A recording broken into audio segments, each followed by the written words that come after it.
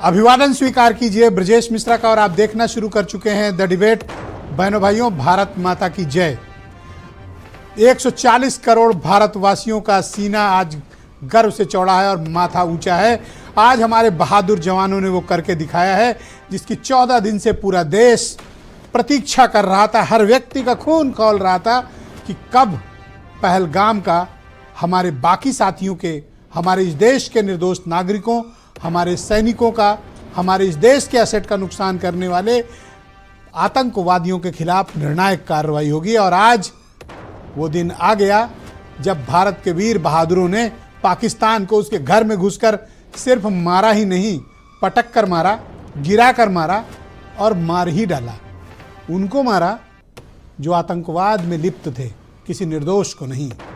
भारतीय सेना के इस पराक्रम पर आज हम इस डिबेट में पूरी चर्चा करेंगे। बहनों भाइयों, सिर्फ एक ही शब्द में इसको डिफाइन किया जा सकता है: अद्भुत, अलौकिक, अभूतपूर्व, शानदार।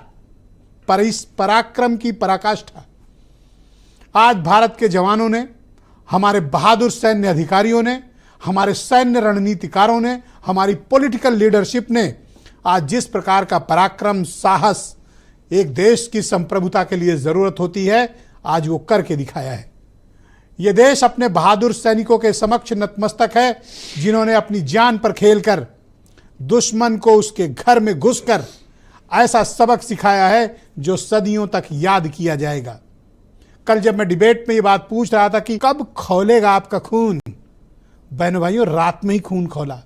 और ऐसा खौला कि पाकिस्तान में 1, 2, 3 जगह नहीं, 9 जगहों पर आतंकी ठिकानों पर ऐसी भयानक बमबाजी हुई है कि शायद इस तरह का मिसाइल अटैक पाकिस्तानियों ने अपनी जिंदगी में कभी देखा नहीं रहा होगा। उनकी नींदें उड़ गईं। दहशत, हाहाकार, खौफ का ये माहौल था कि इस्लामाबाद में भी वहाँ का प्रधानमंत्री सांसें समेट बैठा था कि आखिर ये हमला कब खत्म होगा और तबाही का रूप कितना बड़ा व्यापक है। बहनों भाइयों, पाकिस्तान के मीडिया ने इसको कवर अप करने की कोशिश जरूर की, लेकिन जो तबाही के निशान हैं, पाकिस्तान में जो आतंकवादियों के ठिकाने हैं, उनको जिस तरह से बर्बादी सिर्फ 14 मिनट के भीतर हुई है, वो अपने आप में दुनिया भर में मिसाल है। बहनों भाइयों, दुनिया की किसी आर्मी ने आज तक महज 14 मिनट के भीतर 1:04 पर शुरू हुआ ऑपरेशन 1:18 पर समाप्त हो चुका था और 14 मिनट में पाकिस्तान के 9 ठिकानों को भारतीय सेना नेस्तो नाबूद कर चुकी थी।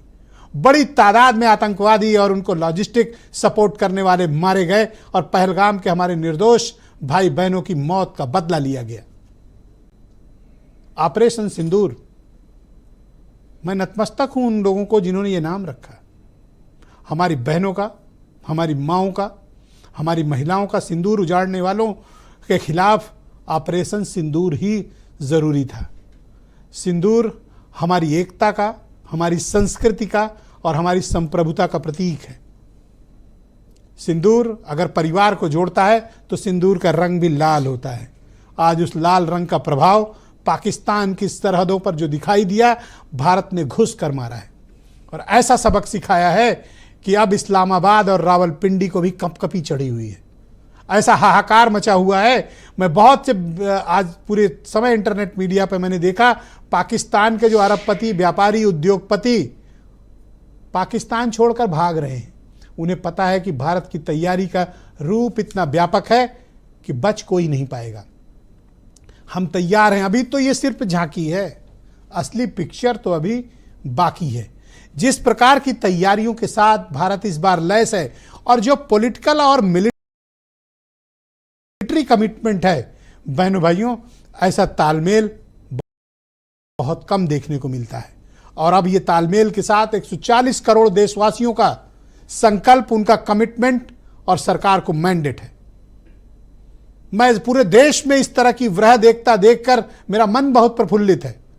बहनों भाइयों, जितनी भी अपोजिशन पार्टी हैं, जितने भी कट्टर से कट्टर आलोचक थे, जनता थी, सब एक प्लेटफॉर्म पे खड़े हैं।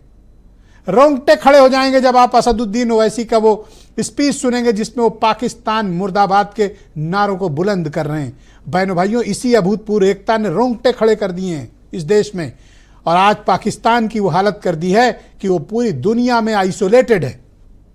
इतनी बड़ी स्ट्राइक के बावजूद किसी एक देश ने भारत की आलोचना नहीं की। वो इसलिए नहीं की क्योंकि हम आतंकवाद के वो शिकार हैं और हम आतंकवाद से पीड़ित हैं, आज से नहीं दशकों से।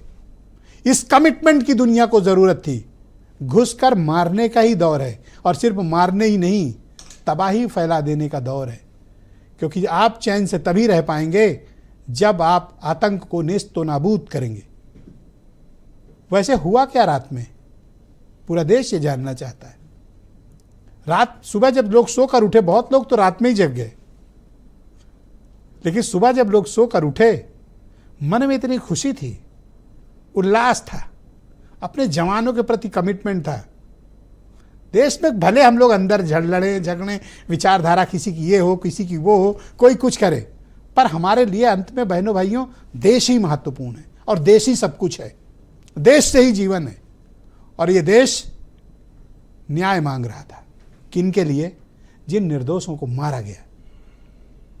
रक्षा मंत्री ने बिल्कुल सही कहा, राजनाथ सिंह ने बिल्कुल सही शब्दों का इस्तेमाल किया।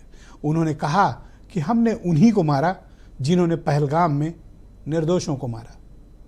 बल्कि मैं तो कहता हूं, उनको भी मार के आना चाहिए जो ये सब करवा रहे थे, और ऐसा मारना चाहिए कि रावलपिंडी का नामो निशान पाकिस्तान की धरती से खत्म हो जाए। क्योंकि आतंकवाद की सबसे बड़ी फैक्ट्री रावलपिंडी का जनरल हेडक्वार्टर है, जहां ये सारी साजिशें दुनिया भर में आतंक को एक्सपोर्ट करने का काम, फैलाने का काम पाकिस्तान की सेना करती है।